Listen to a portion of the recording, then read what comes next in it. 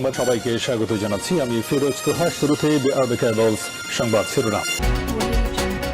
বাংলাদেশ খেলাফত মজলিসের আমির হলেন মৌলানা মামুনুল হক। আওয়ামী লীগ এদেশে ভারতের দালাল নয়, ভারতীয় সরকার ছিল। ট্রাম্পের ব্রেকফাস্ট অনুষ্ঠানে দাওয়াত পেলেন তারেক রহমান। ফ্যাসিস্ট শক্তি জয়ী হলে 2 লাখ মানুষকে জেলে যেতে হতো, শফিকুল আলম। ডাকসু নির্বাচন নিয়ে ছাত্রদলের সঙ্গে শিবির বৈষম্য বিরোধীদের পাল্টাপাল্টি অবস্থান। বাংলাদেশ খেলাফত মজলিসের আমির হলেন মৌলানা মামুনুল হক। বাংলাদেশ খেলাফত মজলিসের আমির নির্বাচিত হয়েছেন মৌলানা মামুনুল হক। তিনি এতদিন সংগঠনটির মহাসচিব হিসাবে দায়িত্বে ছিলেন।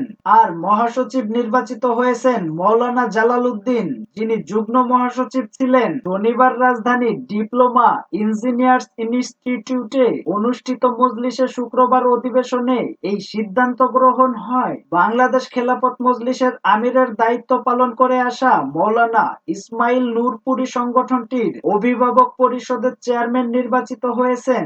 এই দায়িত্ব পালন করে আসা মৌলানা রফিকুল রহমান সম্প্রতি ইন্তেকাল করেছেন। বাংলাদেশ খেলাফত মজলিসের নবনির্বাচিত নেতৃত্বকে অভিনন্দন জানিয়েছে সাইকুল হাদিস পরিষদ। সংগঠনের প্রধান পৃষ্ঠপোষক মৌলানা মাহফুজুল হক, সভাপতি মৌলানা তোফাজ্জল হক আজিজ এবং সাধারণ সম্পাদক মৌলানা হাসান জুনায়েদ এক যৌথ বিবৃতিতে বলেন, বাংলাদেশ খেলাফত মজলিসের শুরা সদস্য যথাসময়ে একটি গুরুত্বপূর্ণ ও যুগোপযোগী সিদ্ধান্ত গ্রহণ করেছেন।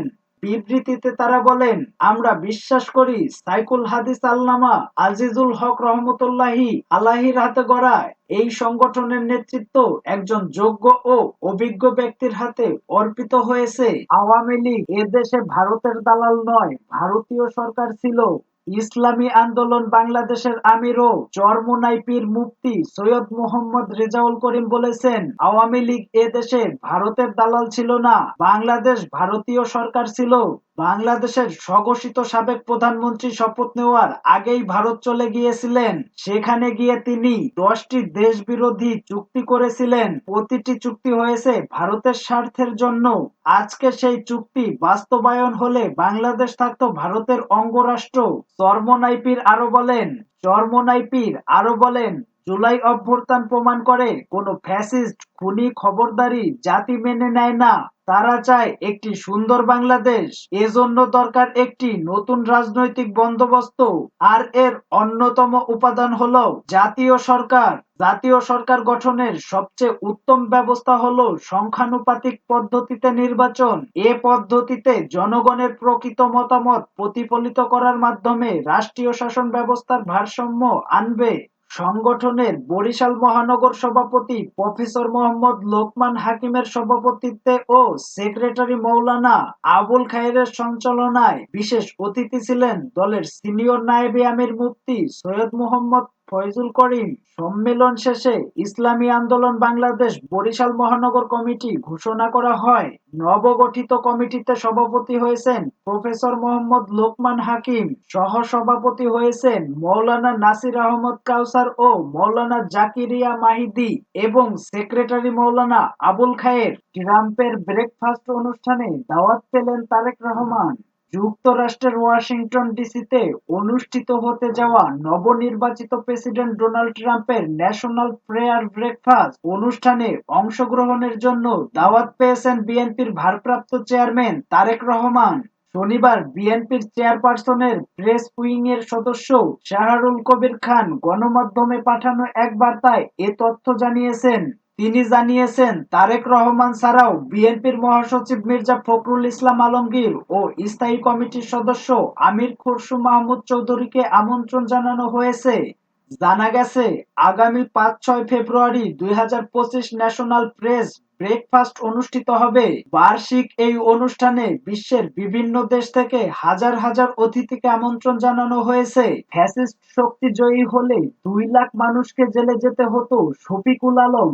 প্রধান উপদেষ্টার প্রেস সচিব শফিকুল আলম বলেছেন, জুলাই আন্দোলনে যদি ফ্যাসিস্ট জয়ী হতো তাহলে দেশের 2 লাখ মানুষকে জেলে যেতে হতো, এমনকি তাদের বিরুদ্ধে প্রচারণা শুরু হতো যে কিছু দুর্বৃত্ত দেশ জুড়ে অরাজকতা সৃষ্টি করেছে। শনিবার জগন্নাথ বিশ্ববিদ্যালয়ে জুলাই বিপ্লবের গণমাধ্যমের ভূমিকা ও পরবর্তী প্রত্যাশা শীর্ষক এক আলোচনা সভায় একথা বলেন শফিকুল আলম। জুলাই বিপ্লবীদের উদ্দেশ্যে প্রেস সচিব বলেন, আওয়ামী লীগের আমলে বিশ্বের ইতিহাসের সবচেয়ে বড় ধরনের লুটপাট হয়েছে বাংলাদেশে। শেখ হাসিনা দেশে চোরতন্ত্র কায়েম করেছিলেন। অর্থের বিনিময়ে বড় বড় কোম্পানিকে কাজ দেওয়াই ছিল তার কাজ। সে সময়ের পাচার করা অর্থ দিয়েই এই প্রোপাগান্ডা ছড়াচ্ছেন পাচারকারীরা। প্রোপাগান্ডার মাধ্যমে তারা প্রতিষ্ঠিত করতে চায় যে এখানে এখন মৌলবাদী শক্তির উত্থান ঘটেছে, কোনো অভ্যুত্থান হয়নি। পরাজিত শক্তি আবার আপনাদের জঙ্গি বানাতে চায়। আন্দোলনে গণমাধ্যমের ভূমিকা নিয়ে তিনি বলেন, অনেক গণমাধ্যম আন্দোলনকারীদের জাতির শত্রু হিসেবে তুলে ধরেছিল। গণমাধ্যমের ভাষা ব্যবহার করে তখন শাসকদের কাছে বার্তা দেওয়া হচ্ছিল এই আন্দোলনকারীদের দমন করা উচিত। জুলাইয়ের মতো মহৎ সময় আমাদের আগে কখনো আসেনি। আমাদের সাংবাদিকরা 1971 সালে যুদ্ধ কতটুকু দেখেছে আমি জানি না। আমাদের 1 কোটি লোক শরণার্থী হয়ে আশ্রয় নিয়েছিল। এখানে মানবেতর জীবন ও দুঃখ দুর্দশা নিয়ে খুবই কম লেখা পাওয়া যায়। এসব নিয়ে আমরা স্টোরি করিনি। আমাদের রাইটিং এর অভ্যাসটা খুব কম। লেখার অভ্যাস বাড়াতে হবে। ডাকসু নির্বাচন নিয়ে ছাত্রদলের সঙ্গে শিবির বৈষম্য বিরোধীদের পাল্টাপাল্টি অবস্থান। বাংলাদেশের জাতীয় রাজনীতি এখন সরগরম নির্বাচন নিয়ে। স্পষ্ট করে বললে নির্বাচন কবে হবে তা নিয়ে। নির্বাচন আগে নাকি সংস্কার আগে, সেই তর্কে সম্পর্কে ভাটা পড়েছে বিএনপি জামায়াতের মধ্যে। বৈষম্য বিরোধী ছাত্র আন্দোলনের সঙ্গেও প্রকাশ্যে কথার লড়াইয়ে ছড়িয়েছেন বিএনপির নেতারা। এর মধ্যেই নতুন উত্তাপ ছাত্র সংসদ নির্বাচন। শুরুটা ঢাকা বিশ্ববিদ্যালয়ে ডাকসু নির্বাচন নিয়ে। বৈষম্য বিরোধী ছাত্র আন্দোলন, ছাত্র শিবির এবং মোটা দাগে অন্যান্য সংগঠনগুলোর খুব দ্রুতই ডাকসু নির্বাচনে আগ্রহী। তবে এখানে একটু সময় নিতে চায় বিএনপির ছাত্র সংগঠন ছাত্রদল। তাদের যুক্তি, আগে সংস্কার তারপর নির্বাচন। এই বিতর্কের মধ্যেই বিরোধ আরো বেড়েছে, কারণ বৈষম্য বিরোধী ছাত্র চায় জাতীয় নির্বাচনের আগেই সবগুলো শিক্ষা প্রতিষ্ঠানে ছাত্র সংসদ নির্বাচন অনুষ্ঠিত হয়। ছাত্র সংসদ নির্বাচনের দিকে সবচেয়ে বেশি এগিয়ে গেছে জাহাঙ্গীরনগর বিশ্ববিদ্যালয়। গত 30শে ডিসেম্বর ছাত্র সংসদ নির্বাচন তথা জাকসুর রোডম্যাপ দিয়ে দিয়েছে বিশ্ববিদ্যালয় কর্তৃপক্ষ। রোডম্যাপ অনুযায়ী এর একদিন পরই নির্বাচন কমিশনও গঠিত হয়। চলতি মাসের 15 তারিখের মধ্যে নির্বাচন কমিশন চূড়ান্ত ভোটার তালিকা প্রকাশ করবে।